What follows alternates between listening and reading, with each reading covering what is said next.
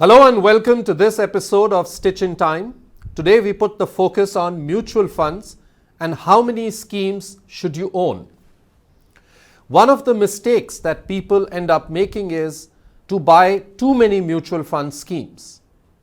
So how many do you actually need? To understand all this, joining me today is Gurmeet Chadda, who's a well-known financial planner. Thank you very much, Gurmeet, for coming by today on this show. So my first question to you is, while there can't be any one size fits all, but for a person who's just beginning investing, how much and how many schemes does the investor need? Absolutely, Vivek. You actually hit nail on the head. In need of diversification, you end up over-diversifying.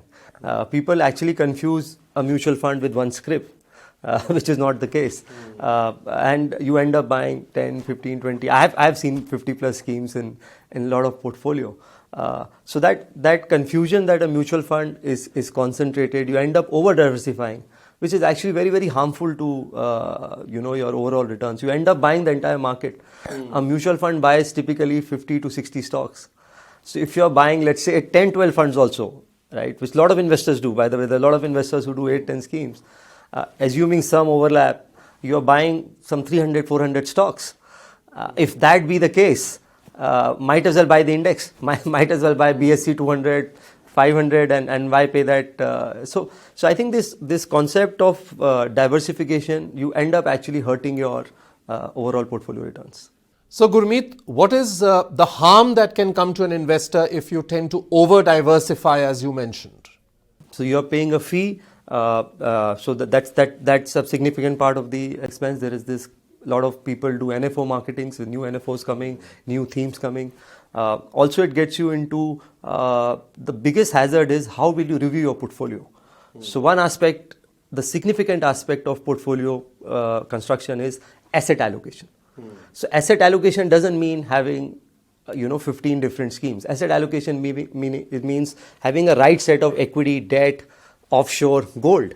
So instead of focusing on asset allocation, which is 90% of the returns, you focus on scheme allocation, which ends up, not reduce. It doesn't reduce risk. So the misconception is that 12 schemes will reduce risk and 4 schemes won't. No, it's not the case.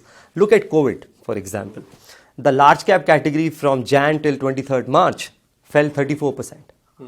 The mid cap category fell about 35%. And the small cap category fell about 36%. So having different schemes did not cover you, from the cushion you from the fall in the market. But had you done an asset allocation of having fixed income, gold, equity, you could have, weathered the correction much better. Second is periodic rebalancing. So while we encourage people to be long term, you need to still review your portfolio and rebalance it and that intervals can be annual or half yearly. How will you rebalance if you have 15 schemes? So it's beyond your span of attention to do that. As you rightly said, there's no one rule which fits all, but anywhere between 4 to 5 schemes, in my view, 5 on the higher side should be good enough. You can have an index fund. You can choose Nifty 50 or you can choose Sensex. That gives you a more blue chip, large cap flavor with passive investing, lesser fees. You can have a couple of multi-cap funds. Multi-cap funds give you a wider play.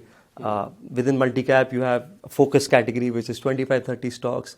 Within multi-cap, you have growth and value blends, right? So you can get enough diversification by choosing 2 good multi-cap funds, where the fund manager really takes a call, how much large cap, how much mid cap, and rebalances accordingly. A retail investor may not be able to rebalance things that well.